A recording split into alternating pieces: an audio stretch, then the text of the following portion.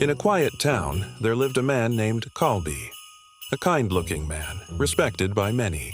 Outwardly, he was known to be generous and eloquent in speech, but inside his chest a disease grew. Subtle, invisible, and poisonous. It was Hasad, envy that crept into his heart without him realizing. It began when his friend Amir was praised by the townspeople for his honesty and hard work. Kalbi smiled, but later whispered to another, "He's not that pure, you know.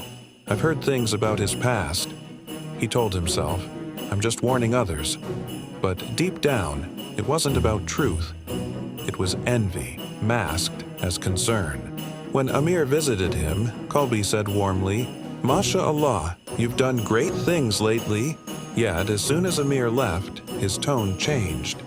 He acts humble, but wait until people really know who he is. His tongue became two-faced, sweet in presence, sharp in absence. One day, Amir's business suffered a loss. The townspeople sympathized, but Kalbi's heart leapt in silent joy. Finally, life is fair, he thought.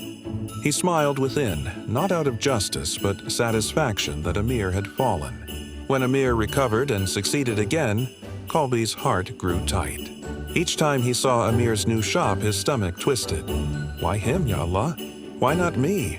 He no longer saw blessings as Allah's decree, only as competition. At night, he'd lie awake and think, if only something would make him fail again.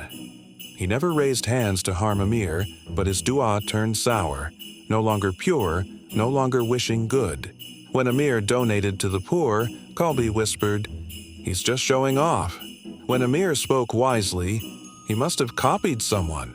Every act of goodness looked fake in his eyes. His heart refused to see sincerity in anyone he envied. When others praised Amir's knowledge, Kalbi said, "Please, anyone can learn that. It's nothing special." No matter how high Amir climbed, Kalbi's ego kept pulling him down, at least in his own mind. He didn't realize belittling others never raises oneself.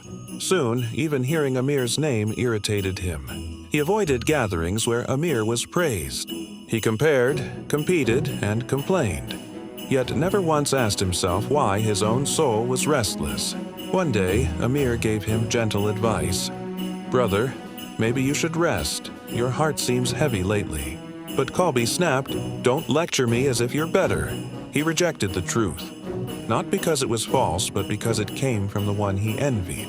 As time passed, Kalbi's heart hardened. He could no longer say MashaAllah with sincerity. He believed he deserved more, that others' success was unfair. His arrogance blinded him, and envy consumed his peace. One night, Kalbi dreamt of a fire. It burned his house, his scrolls, and his deeds. A voice said, "This is the fire of your Hasad. It has eaten your good deeds, as fire eats dry wood." He awoke, trembling.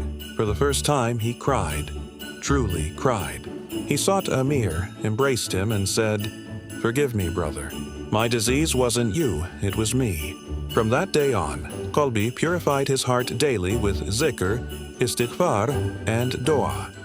Allahumma tahhir qalbi min al-hasad, wal-kibr, wal-ghil, wal-ghurur. Ya Allah, cleanse my heart from envy, arrogance, malice, and deception.